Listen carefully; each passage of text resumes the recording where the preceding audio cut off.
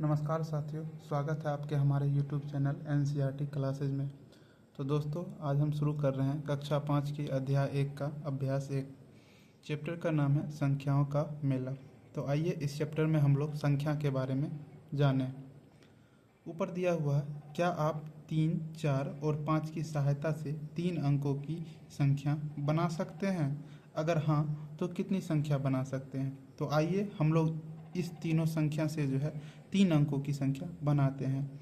सबसे पहला दिया हुआ 345, तो दूसरा संख्या हो जाएगा 354। उसके बाद 3 के बाद आता है 4 संख्या दिया है, तो हम लिखेंगे 4, फिर 3, फिर 5।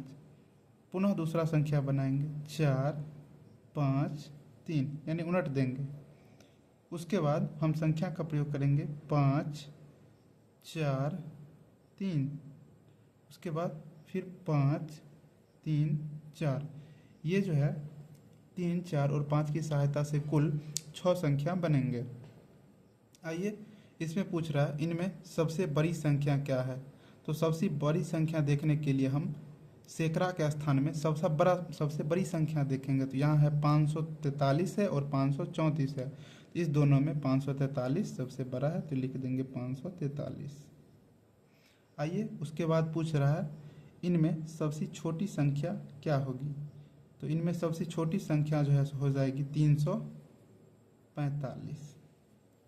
चलिए आगे पूछ रहा है इन संख्याओं को आपने सबसे बड़ी और सबसे छोटी संख्या का पता कैसे लगाए।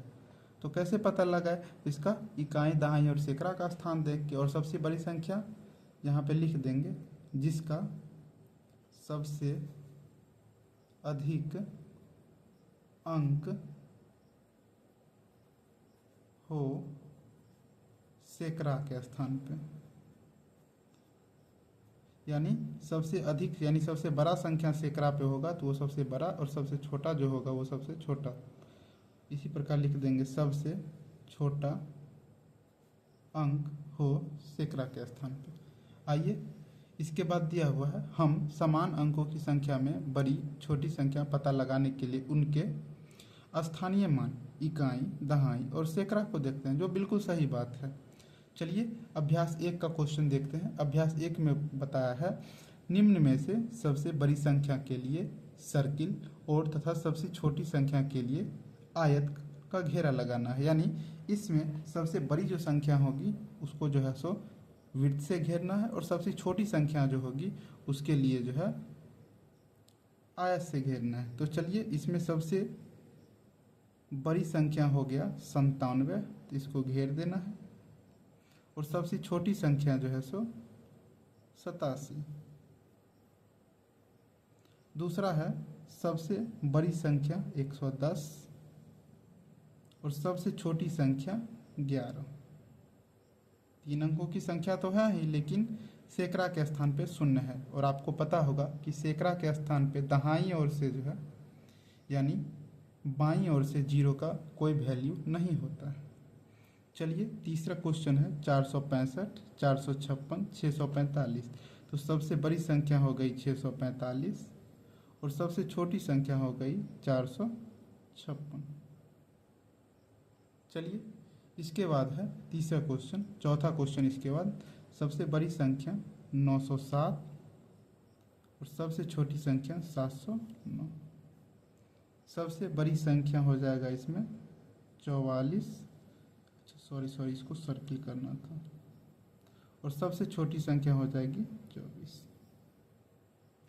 आइए आगे के क्वेश्चन।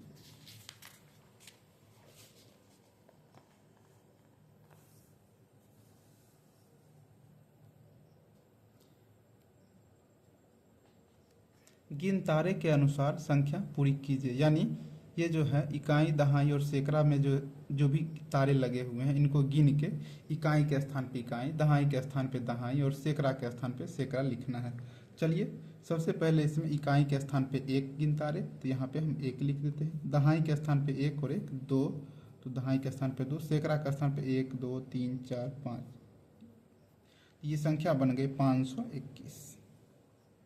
चलिए, उसके बाद है इकाई के स्थान पे 1 2 3 4 5 6 7 8 9, दहाई के स्थान पे 1 2 3 4 5 6, और सैकड़ा के स्थान पे 1 2 3 4 5 6 7। ये संख्या बन गई 769। चलिए आगे क्वेश्चन बता रहा है 4 और 6 से 3 अंकों की संख्या बनाइए। 3 अंकों की सभी संख्या बनाना है, आप अंकों को दोहरा सकते हैं। तो चलिए सबसे पहले हम लिखते हैं, सबसे पहले 4 को ही दोहराते हैं। 4 4 6 446, उसके बाद 464, उसके बाद अब 4 को 2 बार दोहरा दिए, अब 6 को दोहरा देते हैं 466। अब 4 का काम खत्म हो गया। अब 6 को 2 बार दोहराते हैं 664, उसके बाद 646, और उसके बाद 644। चलिए अब इनमें बोल रहा है सबसे बड़ी संख्या कौन है, तो सबसे बड़ी संख्या हो जाएगा 664। और क्या कह रहा है कि इन संख्याओं को घटते क्रम यानी अवरोही क्रम में लिखिए। तो घटते क्रम में सबसे पहले सबसे बड़ी संख्या 664,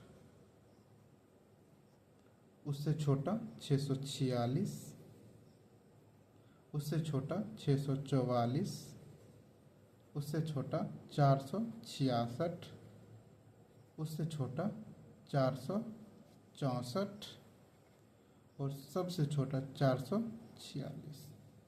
चलिए आगे के क्वेश्चन को देखते हैं। आगे है क्वेश्चन हमारा 7 9 और 0 से बनने वाली 3 अंकों की सभी संख्याएं लिखिए। तो इसमें हम सबसे पहले शुरू करते हैं, इस तीनों से बनेगा। सबसे पहले 970, 907, उसके बाद 790 और 709। इसके अलावा इसमें कोई संख्या नहीं बनेगा क्योंकि इसके बाद 0 तो लेंगे नहीं। उसके बाद बोल रहा है क्या 0 9 7 3 अंकों की संख्या है, क्यों?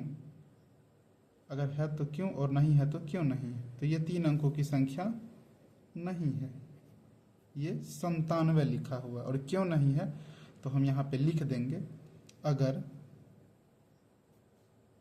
0 किसी अंक के बाईं ओर लगा हो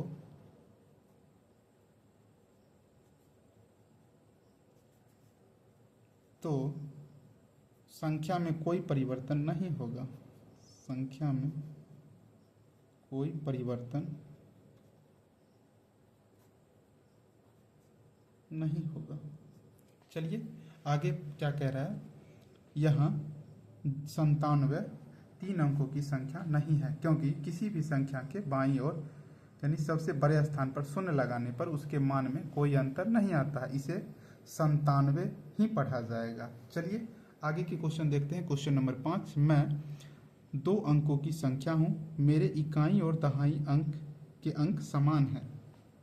तो अब बताना है मैं कौन कौन सी संख्या हो सकती हूँ, मतलब इकाई और दहाई दोनों अंक समान है और 2 अंकों की संख्या है। तो ये हो जाएगा 11, 22, 33, 44, 55, 66, 77, 88 और 99।